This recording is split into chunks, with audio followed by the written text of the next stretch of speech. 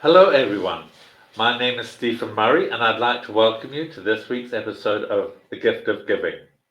For those of you who are tuning in from out of state, this program focuses mainly on Nevada nonprofits, foundations, and 501c3s. Even if you're out of state, we hope you will stay with us because our guest this week might have some opportunities for you in your own states as it relates to the issues that we're dealing with today. I'd like to welcome to our program this week's guest, Kevin Glover. He's the program director and Freedom Behavioral Director of Freedom House. It's a halfway house right here in Las Vegas. So welcome to the program, Kevin. Thanks for taking time out and being with us today. Thank you, Stephen. I appreciate you for allowing me to be here. Oh, it's going to be a pleasure. And looking at your website, there's so much involved there. We're going to have a lot to get through in the next 30 minutes. So let's start off straight away and get cracking. Absolutely. Can you please give us a brief overview of Freedom House and how, when it was founded and what its mission is? Yeah, so Freedom House, we began in 2010 in September. When we first opened, it was actually a co-ed facility for male and female. A few months down the road, my president of Freedom House, Sylvia Buckley, decided at that time we wanted to venture out and open up our own for females and our own for males to separate them while they're in the process of recovery. And overall, our mission is to be able to break the bondage of self, to be able to rectify your past and be able to move to a better future in life, being a productive member of society, uh, ascertaining your responsibilities, and being able to show up in life today. Okay.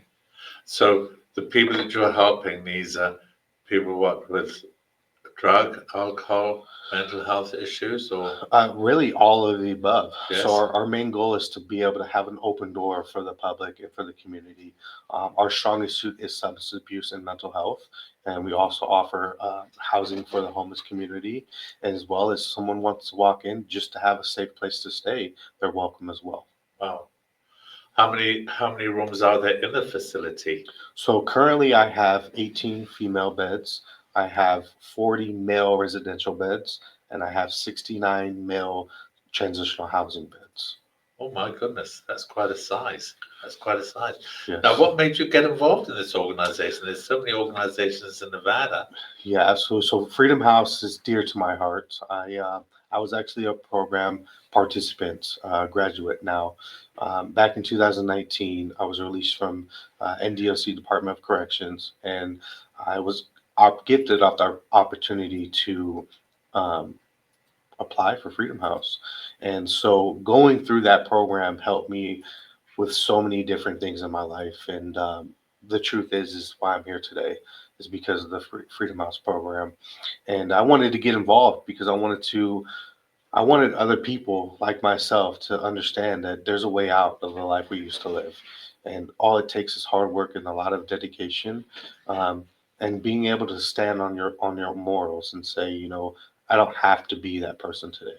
And so I begged and I pleaded the director of operations at the time to hire me. And I successfully completed the drug court program I was in, and I got off parole. And 2 days later, I got hired at Freedom House. Wow. Well, that's quite a personal story. So, congratulations.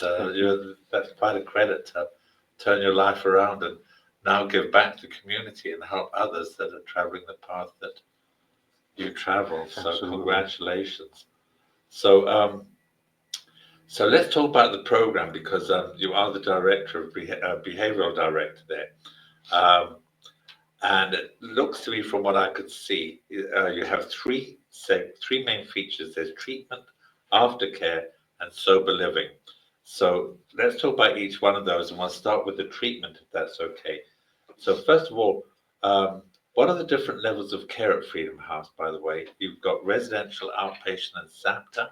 Yes, so we currently have residential for all males. We have transitional housing, which is in cohesive with SAPTA. So our Wow. SAPTA certification allows us to be a transitional housing, which we can apply for grants and be able to bill the the state of Nevada for housing for our participants. And we have outpatient programming for male and female, and as well as the whole community. So the biggest component about our outpatient program is you don't have to be in our program to enroll into our treatment. Yes. We have random phone calls daily who people just want to check into our program and live at home, and that's completely fine as well, and that's available for them as well.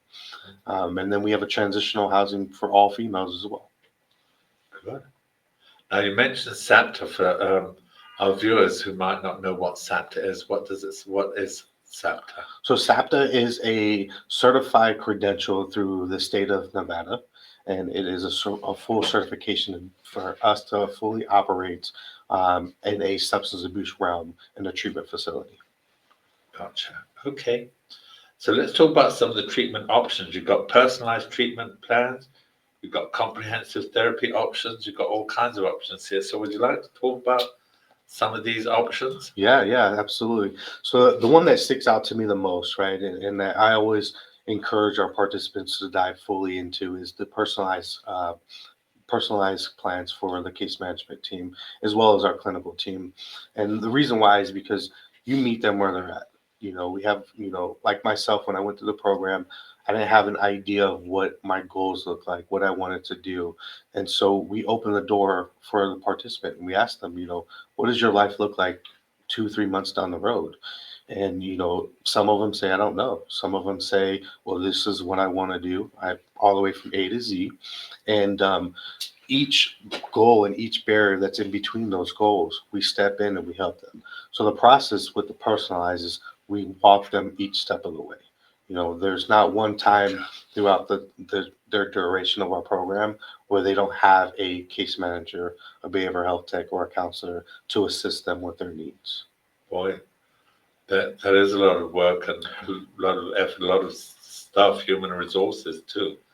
And what about the comprehensive therapy options? So the comprehensive therapy options are basic treatment plans for our clinical team.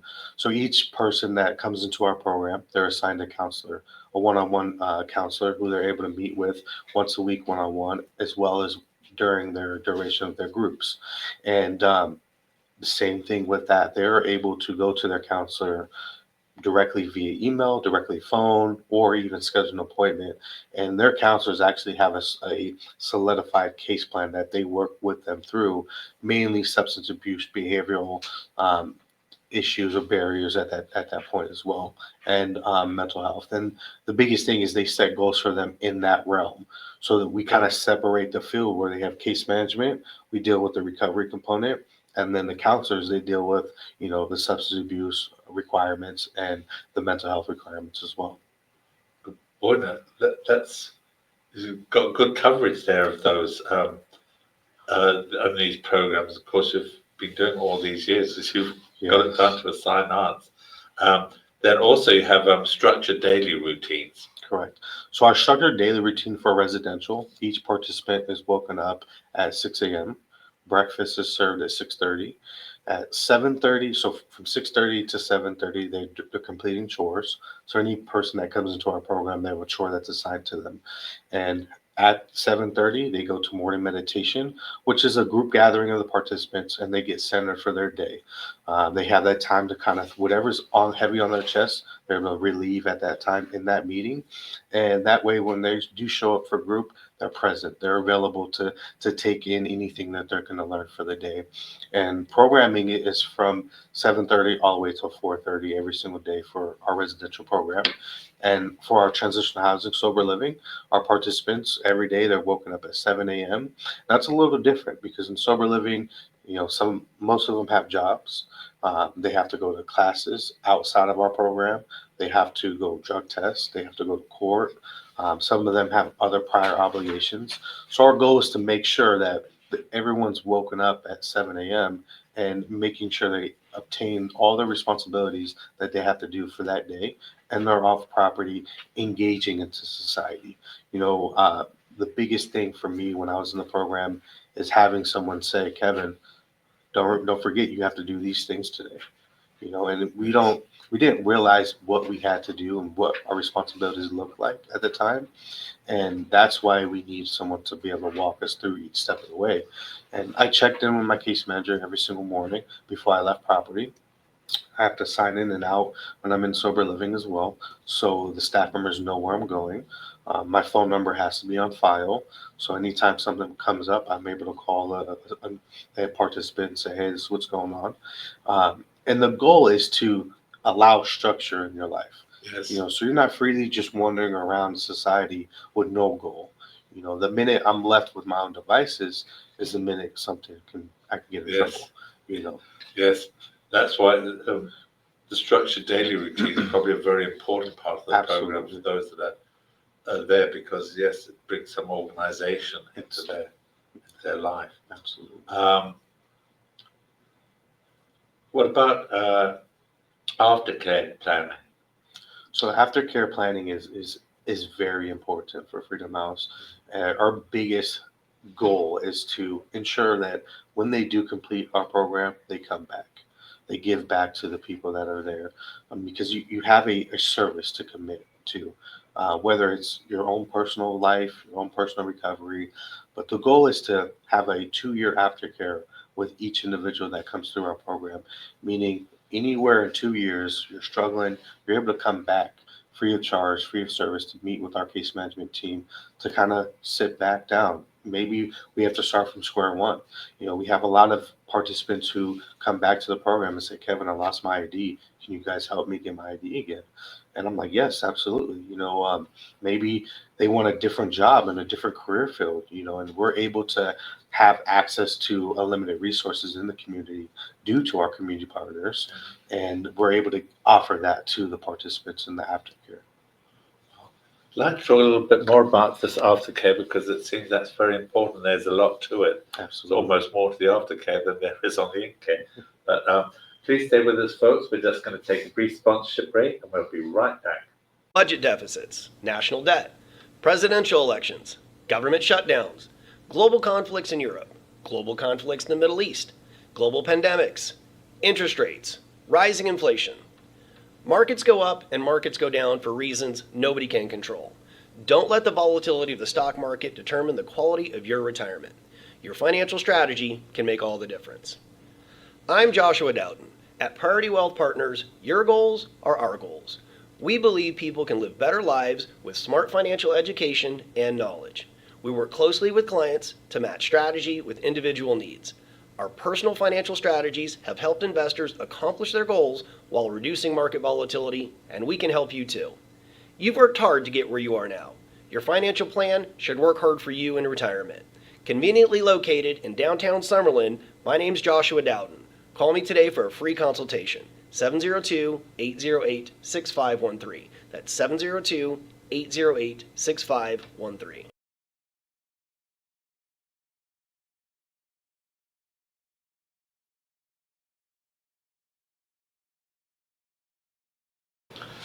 Welcome back, everyone. And I'd like to welcome back our guest today, Kevin Glover from Freedom House. And before the break, we were talking about the aftercare. I'd like to stick to that, if I may. Aftercare planning. What kind of planning is involved So to make essentially, that happen? the goal when you complete Freedom House is to be able to stay in touch with you, to be able to understand where you're at in life a year down the road after you complete our program. So we have a survey called Survey Monkey that we send out through a platform to all of our participants after they complete. And it's basic, general 10 questions, just getting an update on where you're at. And that is essentially where we're able to start planning for our aftercare to see if each individual is meeting their goals that they set forth for themselves prior to completing the program. And a lot of the participants are directed through our social media account that we through Freedom House that we have, and a lot of them contact either myself or other members in the program as well, and they are able to come back. And when they come back, we sit down with them, and it's as if they're still in our program. Yes. We go through each detailed component, each detailed goal, and we sit down and we create a whole care plan for you. That way you leave the office and you know what to do and what not to do. There you go. And then you're able to come back. Okay.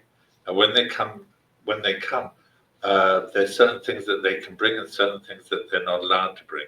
Yes, sir. And do you want to elaborate on those for Yeah, people yeah. who are listening and think of venturing into Freedom House? Absolutely. So for our residential program, unfortunately, you're not able to cook due to our insurance policies.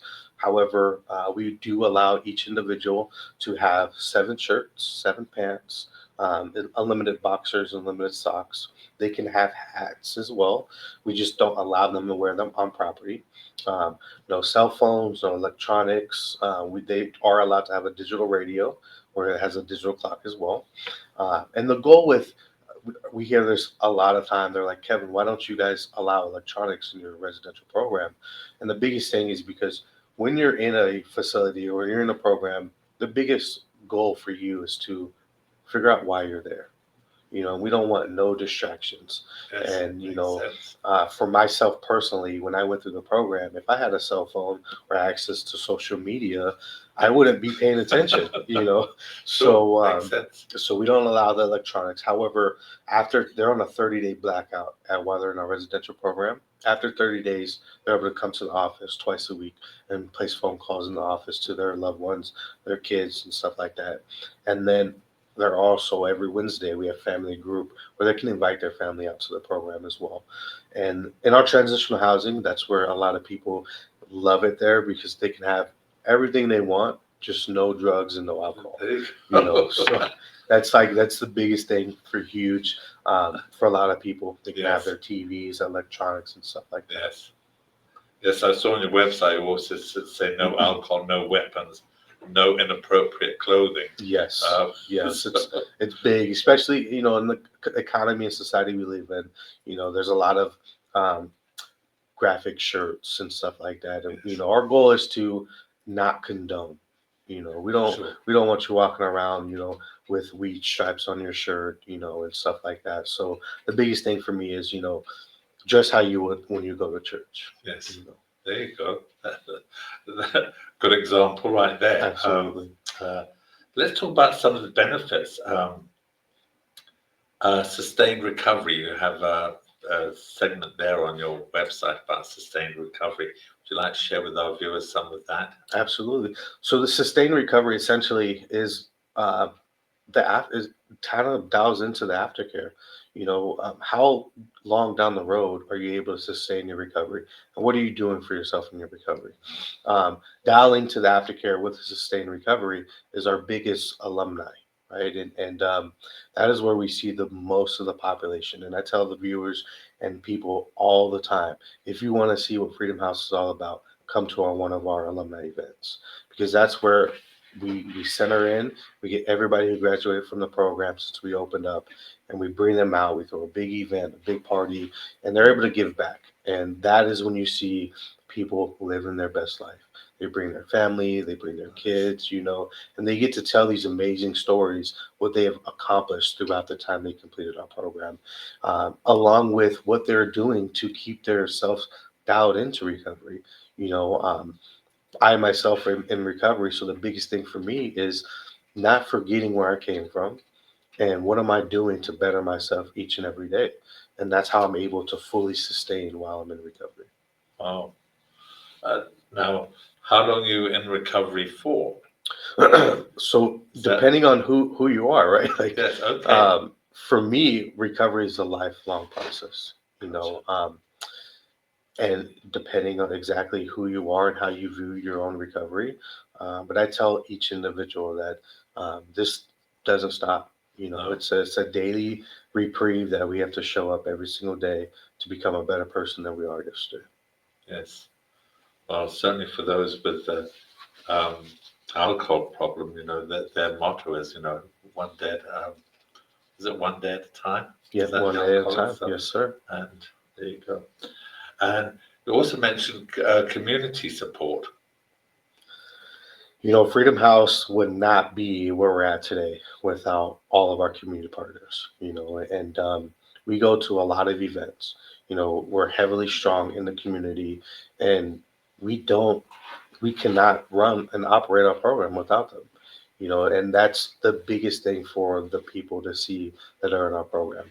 The males and females that come through and understand that it takes a village and whole army to be able Yes. to operate on life's terms, and that's why we throw community events together. That's why we're going to different galas and gatherings, not only for our program, but for the participants that come through our program, see that you can build a support through community. And it's huge.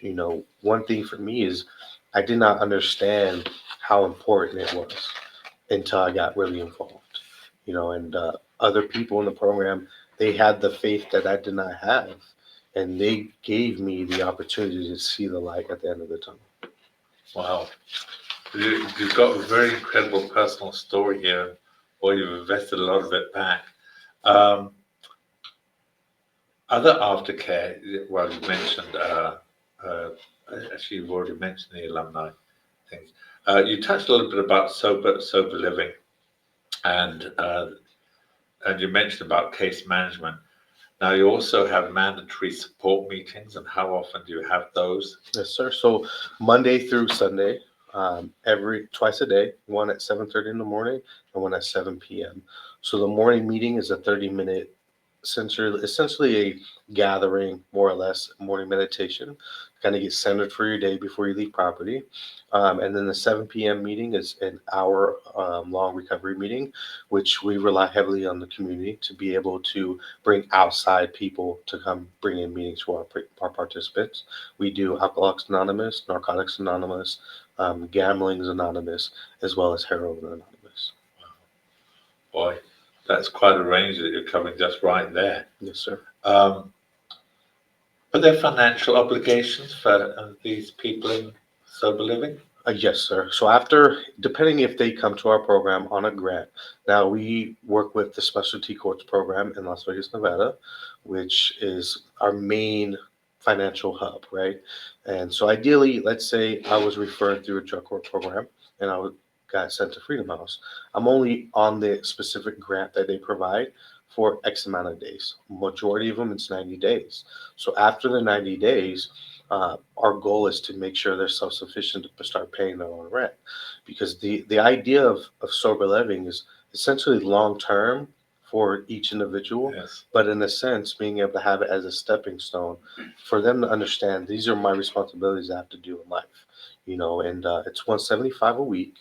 A lot of the people we ask that they provide a 2-week pay for them to stay there. That gives them 2 weeks to not have to worry about anything. Let's say they only have $350. They don't have a job.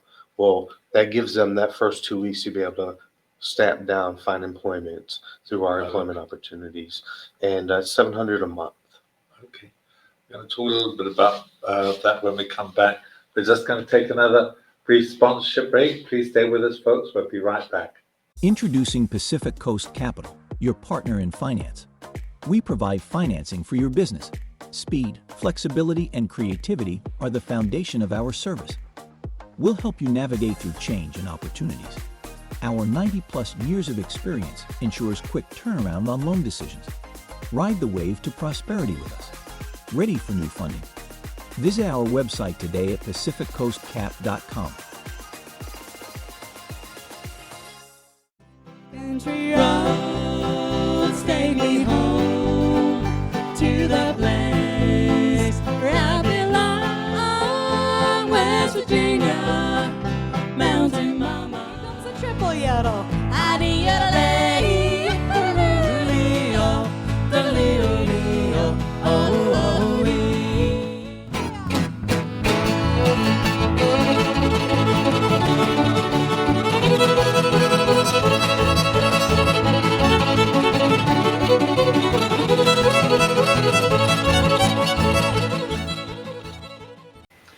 Welcome back, everyone. Thank you for staying with us, and thank you, Kevin, for taking time out of your very busy schedule. It sounds like your job is beyond a full-time job. It's almost like a 24-hour job.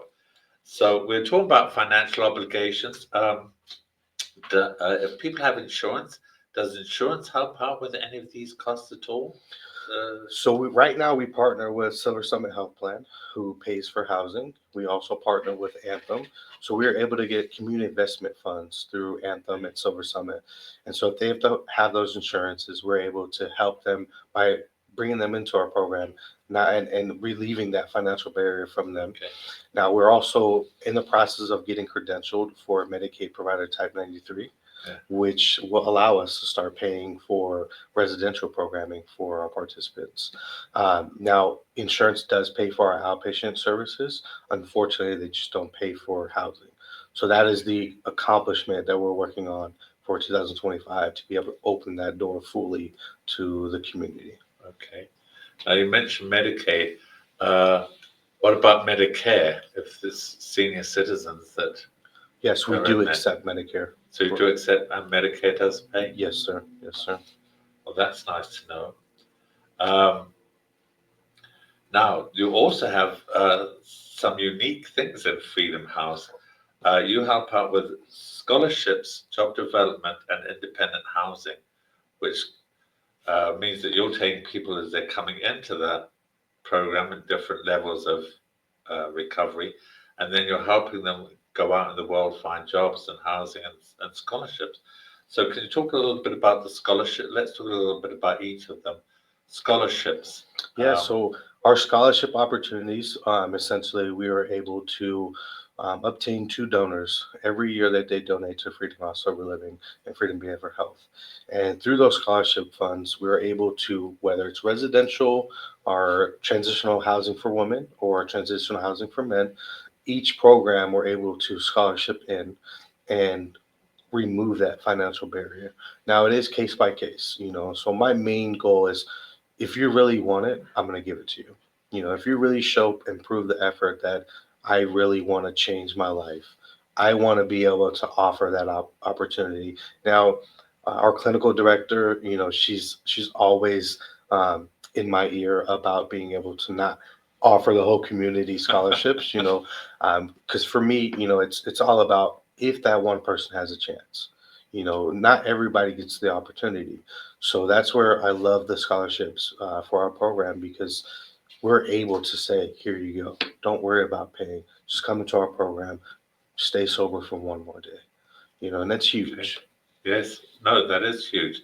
Now, do they have to submit an application to you for the scholarship, or are you looking around at these people and thinking this person deserves a scholarship? Do you select them, or No, do sir. they have to apply to you? It's typically like a community referral, or let's say a family member calls me and says, I have a person who wants to come to the program.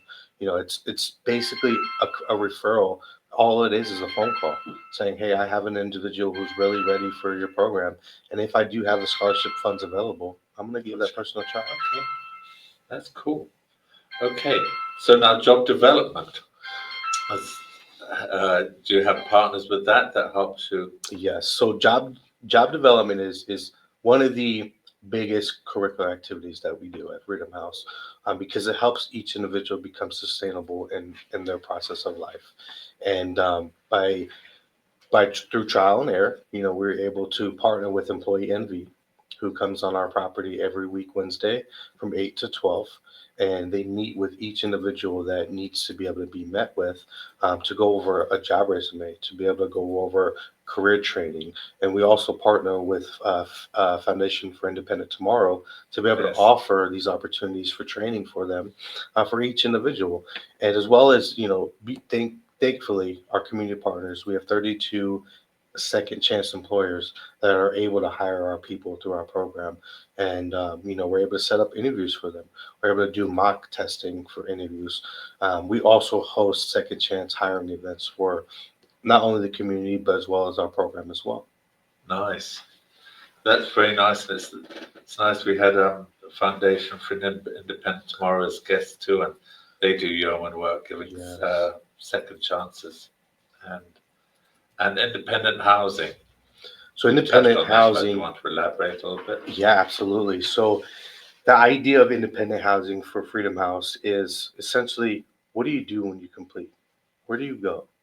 And a lot of individuals, have possibly have a background, and it is hard as a felon to be able to go through and apply for an apartment on your own. And our president and the director of operations, they understood that task when we first opened Freedom House. And what that means is we have 14 apartments available in the community right around the center of Freedom House to be able to offer each individual once they complete our program, and at the same time are meeting these financial obligations for themselves to be able to step down into it. It's a fully refurnished apartment. It's $575 a month, and all you have to bring is yourself, your Wow. clothes, and your food. Wow. And I have tenants that stay 7, 8 years. I have tenants who stay there for 2, 3 months. Move on to the next goal in their life. My personal recovery and my personal story. I was at 3-quarter housing for 8 months. And helped me understand that every first of the month my rent was due. That helped me still allow the structure component of my life. I was at Freedom House every day. And that was something that I never left behind because you still have to have structure in your life, even when you're out there on your own. In my personal life today, I'm not at 3-quarter. I have my own house now, but my life is still very structured due Sure. to the program that I went through. Yeah. Wow. You guys are just doing amazing work down there. Amazing work. And thank you for what you're doing there. How does your organization get funded? So we apply for Get grants. government We definitely do apply for grants. Our biggest ask in the community is donations. We rely heavily on the community to be able to come forth. Whether it's a family member that's struggling or you've been in recovery yourself. I always like to invite people to Freedom House to give a tour to them to see firsthand what we do. It's one thing to talk, but it's a different realm to be able to see firsthand. Visualize it, yes. And we rely heavily on the community on top of grant funding for our program. Do you get much from the city or state government? Yes, sir. Yes, sir, Good. we do. Good for you. So that helps with all the scholarship funding, and Yes. I know you said you have donors for that, but Yes, sir. it all gets blended, and I'm sure. I'm assuming there's a donate button on your website too. Yes, sir. So, okay. Would you like to share with our viewers your website and phone contact information? And Yeah. So our website is www.freedomhousesoberliving.com, and our telephone number is 702-485-1300. Okay, there you go. Well, hopefully, you'll get some interested people. If people want to tour, do they need to book and make an appointment, or if they just wander in, is there somebody there to? Yeah, they Show can them around. absolutely contact us through our website or through our phone number, and I'll be able to set up the tour right then and there. Kevin, it's been an absolute My pleasure pleasure. having you as a guest on this program. My pleasure. Congratulations on turning your life around, Thank you. and more importantly, what you're giving back to the community. That's truly amazing. Thank you. So thanks for taking time out today to be with us. I appreciate it. Thank you. And I'd like to thank you, our viewers, for tuning in. If you know of anybody that could use the benefits of Freedom House or would care to volunteer or donate, please reach out to them. It would certainly be appreciated. If you have any questions or comments on this program, please reach out to me, Stephen at thegiftofgiving.vegas. I'd love to hear from you. I'd also like to thank John Stiles, our show's producer and station owner, for allowing me to host this program. And I'd certainly like to thank our sponsors. We could not have this program without them. They are Pacific Coast Capital, Priority Wealth Partners, the Firelight Barn, my partner, RJ Champion, and we have a new group, Friends of the Gift of Giving. These are donors who are supporting this program who wish to remain anonymous, and I certainly thank them for that. And once again, thank you for tuning in. I hope you'll join us again next week. In the meantime, stay safe, be kind to one another, and we'll see you again soon. Bye for now. Mr. R.J. Champion is proud to sponsor WWDB.TV's series, The Gift of Giving, and wishes the program much success. Congratulations and gratitude to the featured guests and the organizations they represent. Our community is well served by your tireless efforts to make Nevada a better state for all its residents.